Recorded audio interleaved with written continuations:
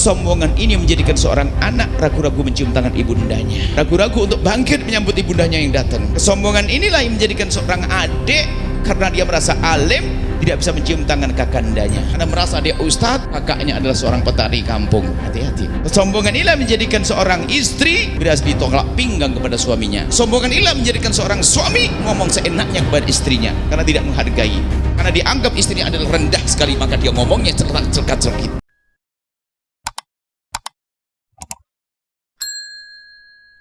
Dan kunci nanti antaranya untuk bisa menjadi kita hilang sombong, ada beberapa amalan diantaranya ya, diantaranya kita khidmah.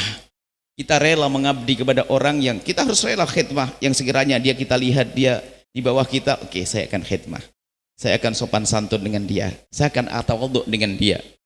Nah, makanya kalau tawadhu itu yang dahsyat adalah kepada orang yang kita kira dia adalah di bawah kita, dugaan dohirnya di bawah kita, kayaknya dia lebih fakir dari saya akan hormat kepada dia. Kayaknya dia lebih, saya kayaknya secara ilmu lebih ilmu dari dia.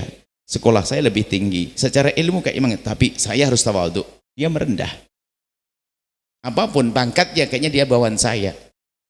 Bertawadhu. Maka ini perlu kita menyadari bahasanya kesombongan ini menjadikan seorang anak ragu-ragu mencium tangan ibundanya. Ragu-ragu untuk bangkit menyambut ibundanya yang datang.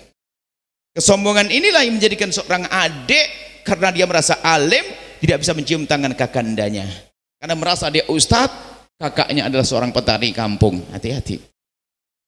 Kesombongan inilah menjadikan seorang istri beras ditolak pinggang kepada suaminya. Kesombongan inilah menjadikan seorang suami ngomong seenaknya kepada istrinya karena tidak menghargai, karena dianggap istrinya adalah rendah sekali, maka dia ngomongnya celak-celakit seenaknya sendiri karena istrinya sudah rendah di rumahnya.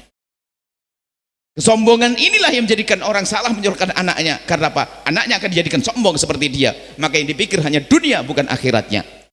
Jadi rupanya kunci ini, kalau kita sudah peduli dengan ilmu ini, kita belajar agar kita tidak sombong, maka ketahuilah di saat dengan ibunda ayahanda akan benar cara hidup kita. Bahkan dengan pembantu di rumah kita, ketahuilah karena kita tidak sombong, kita tidak merendahkan. Coba merenung tentang pembantu saja di rumah kita. Siapa yang menjamin kalau kita lebih bagus dari dia? Mulai kapan gelar pembantu harus lebih rendah?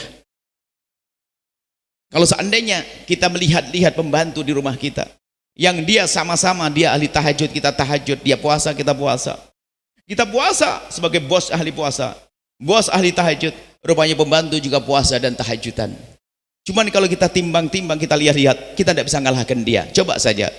Kalau kita puasa, dia puasa. Kita sahur, dia yang menyiapkan sahur kita. Kita tidak pernah menyiapkan sahurnya dia. Urusan alat-alat ibadah, dia yang menyiapkan alat ibadah kita. Kita tidak pernah menyiapkan alat ibadah untuk dia. Ayo, mana mungkin kita lebih mengungguli dia? Kita akan sombong dengan bantu di rumah kita. Maka kita harus punya kata-kata yang lembut dengan mereka. Apalagi umurnya di atas kita. Anda pun yang berakal akan melihat orang itu baik. Dia sama pembantunya lembut, kan itu secara akhlak pun itu baik, indah, bukan mentang-mentang, bukan sombong dan seterusnya.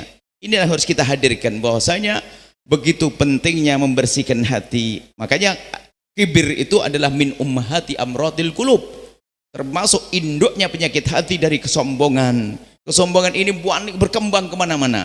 Kalau cari usaha, cari kerjaan, pengen cepat jadi duit, pokoknya biar aku lebih kaya dari yang lainnya. Terserah dengan cara bisnis haram dan karena sombong, makanya akan muncul penyakit yang lainnya.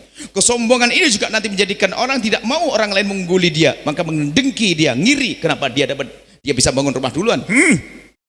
Kenapa dia lebih hebat dari saya? Terus penyakit sombong. Maka dari itu ayo kita langsung koreksi diri kita, sombong atau tidak kita. Bisakah kita melangkah lebih dekat kepada orang yang kita anggap dia di bawah kita? Di saat kita ingin bersalaman, kita lebih kencang jalan ke dia tanpa harus kita menunggu dia datang. Tanda bahasanya kita tawadhu. Kalau kita tahu bahasanya, wah ini orang lebih fakir dari aku, saya akan melangkah lebih dekat kepada dia daripada dia ke saya. Saya akan coba pegang tangannya, tidak akan saya lepas waktu salaman. Saya akan lebih serius. Kalau perlu aku cium tangannya dan seterusnya. Ini adalah cara. Imam Syekh Mutawalli Sya'rawi takut dengan kesombongan. Suatu ketika terlintas di benak beliau. Kalau beliau berceramah menyampaikan suatu pesan kemuliaan, beliau seperti membius orang. Dan memang cara menyampaikannya tentunya tidak lepas dari ketulusan yang ada di dalam hatinya. Tiba-tiba beliau hilang, tidak terlihat. Dicari sana kemari tidak ditemukan. Ternyata setelah itu ditemukan beliau adalah ke belakang, ke tempat toilet, membersihkan kloset. Setelah makan ditemukan, kenapa engkau melakukan itu ya Syekh? Aku merasa tadi sepertinya kok ada masuk kesombongan di hatiku. Aku gambarkan itu hatiku seperti kloset, aku bersihkan.